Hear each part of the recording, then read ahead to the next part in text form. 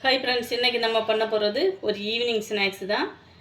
Special டிஃப்ரெண்ட்டான ஒரு snacks தான். வேறு ஒன்றும் இல்லை.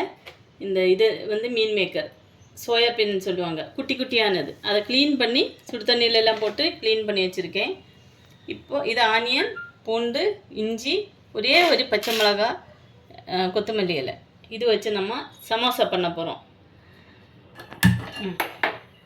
வாங்க வீடியோக்குள்ளே போகலாம். வச்சாச்சு. கடையில் எண்ணெய் ஊற்றிக்கலாம். பூண்டு போட்டுக்கலாம். இஞ்சி போட்டுக்கலாம். நான் இதுக்கு முன்னாடி இந்த சமோசா போட்டிருக்கேன், ஆனியன் சமோசா பண்ணுறதை போட்டிருக்கேன்.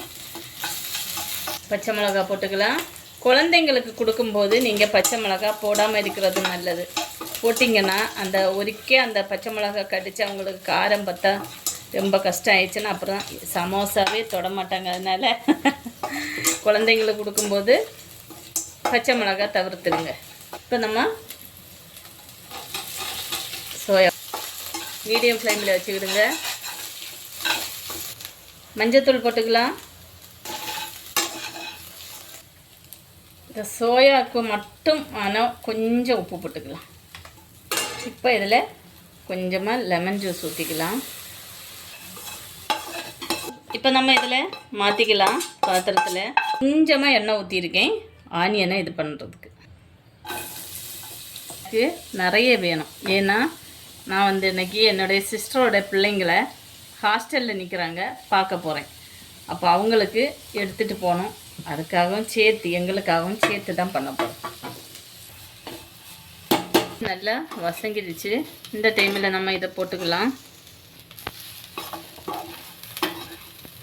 காரத்துக்கு மிளகு பொடி போட்டுக்கலாம். காஷ்மீர் சில்லி போட்டுக்கலாம். தேவைக்கு உப்பு போட்டுக்கலாம்.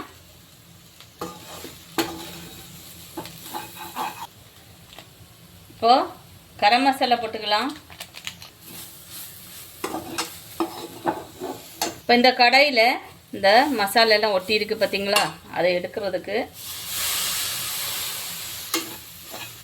பாருங்கள். இப்போ கடாயில் மசாலா எல்லாம் இலகி இதில் நல்லா கலந்துருச்சு பார்த்தீங்களா.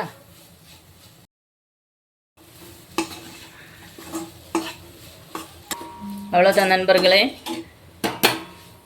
மசாலா ரெடி ஆயிடுச்சு. இப்போ மைதா மாவு போட்டாச்சு. அதில் கொஞ்சமாக உப்பு போட்டுக்கலாம். நில்லு.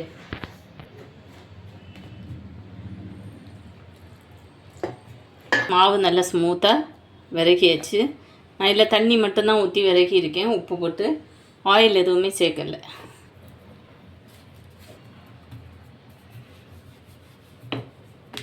இப்போ இந்த மாதிரி நைஸாக பண்ணிக்கிடுங்க. நல்லா நைஸாக பாருங்கள், நைஸாக பண்ணி எடுத்தாச்சு.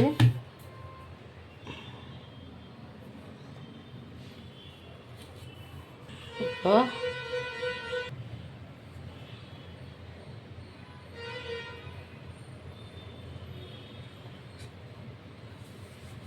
நான் கையால் தான் எடுத்து வைக்க போகிறேன். கொஞ்சமாக வச்சுக்கிடுங்க. கொஞ்சம்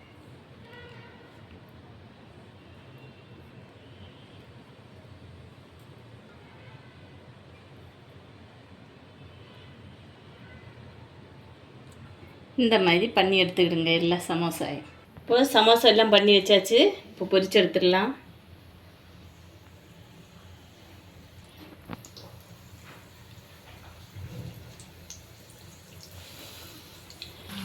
பாருங்க, சமோசா சூப்பராக வந்துட்டு இருக்கு. செம்ம டேஸ்ட்டாக இருக்கும், ஹெல்த்தியாகவும் இருக்கும்.